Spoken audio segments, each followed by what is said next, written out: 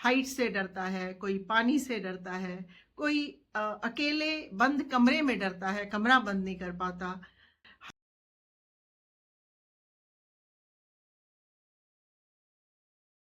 नमस्कार, मैं पुष्पा अरित्रा से आज बात करने वाली हूँ फोबिया पर।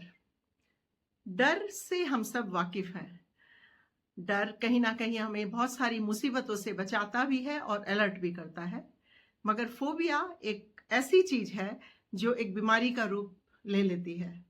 आपने देखा होगा बहुत सारे लोग आपको मिलेंगे, कोई हाइट से डरता है, कोई पानी से डरता है, कोई अकेले बंद कमरे में डरता है, कमरा बंद नहीं कर पाता। इस तरह के बहुत सारे डर है, या किसी को छिपकली से बहुत डर है, कोई मैंने देखा है चूहों से इतना डर है। डर जब तक होता है तब तक क्या है कि मान लीजिए अभी दीवार पर कोई छिपकली है, उस छिपकली से मुझे डर लगा, मैं बाहर गई कमरे के और मैंने कोशिश की कि उसको किस तरह से बाहर निकाला जाए, या मैंने किसी की हेल्प ली, ये तो हुआ डर। मगर फोबिया वो है कि छिपकली देखी नहीं कि आप घर से बाहर खड़े हो जाते हो, आपकी हार्ट बीट बढ़ जाती है, आपको पसीना आने लग जाता है और आपकी हालत बहुत खराब हो जाती है, और आप इस तरह से होते हो कि जब तक वो छिपकली मेरे सामने घर से बाहर ना निकले मैं घर के भीतर नहीं जा सकती। तो फोबिया एक बीमारी का रूप है। धीरे धीरे धीरे धीरे जब हम बिना किसी कारण के डरते रहते हैं, हमारा लॉजिकल माइंड यानी कि कॉन्शियस माइंड कहता भी है इसमें डरने की क्या बात है, अरे छिपकली ही तो है, या हाइट पे खड़े हैं तो क्या हुआ, चारों तरफ बाउंड्री भी तो है।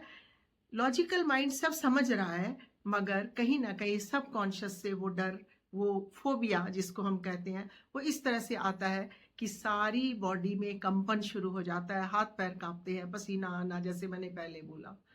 और साथ ही साथ ये जैसे मैंने कहा बीमारी का रूप इसलिए कि जब तक उसको डील ना किया जाए ये जाता नहीं, और बढ़ता चला जाता है और इंसान का जीना दूभर होने लगता है। अब बात करते हैं कि इसका फिर उपाय क्या है। उपाय है सबसे पहले कॉन्शियस, जिसको मैं हमेशा कहती हूँ अवेयरनेस। अवेयरनेस, आपको किस चीज का फोबिया है उसके प्रति अवेयर होना, उसको स्वीकारना इतना आसान नहीं होता। जस्ट ये कि हाँ मुझे इस चीज का फोबिया तो है, ये मैं स्वीकार करती हूँ, मगर अब आगे क्या। तो आगे इसमें हिप्नोथेरेपिस्ट आपकी बहुत अच्छी मदद कर सकते हैं, क्योंकि वो आपके भीतर से, आपके सबकॉन्शियस से उस फोबिया को निकालने में मदद करते हैं। मैं कुछ एग्जांपल देना चाहूँगी। मेरे एक क्लाइंट जो कि कहते हैं कि कमरे को लॉक करके वो कभी नहीं सो पाए बेडरूम में। अब क्या हुआ है कि अब शादी हो गई और बेडरूम लॉक ना करो तो वाइफ अनकंफर्टेबल होती है, और वो खुद कह रहे हैं कि मैं सो नहीं सकता, मुझे डर लगता है। जब मैंने उनका रिग्रेशन किया तो पाया कि कहीं बचपन में जब वो 2.5-3 साल के थे, उनके अपने ताऊ जी ने यानी कि उनके अंकल ने, बच्चे हैं शैतानियां कर रहे होंगे, तो एक गोडाउन में बंद कर दिया था। और बंद तो किया था उन्होंने उनको डराने के लिए, मगर बाई चांस वो ताऊ जी भूल गए उनको बंद करके, और वो बच्चा 2.5 साल का कई घंटों तक वहां बंद रहा, रोता रहा। और बाद में जब मेरी उनके घर वालों से बात हुई तो पता चला वो रोते रोते बेहोश हो गया था। तो ये जो भय, ये जो डर उसके भीतर बैठा, वो इतना गहरा बैठ गया कि वो 2.5 साल का बच्चा आज 44 ईयर्स का है, मगर उसका जो एक्सपीरियंस है बंद कमरे का, वो यही है कि लॉक कमरे में उसको लॉक कर दिया गया था और वो डर गया था।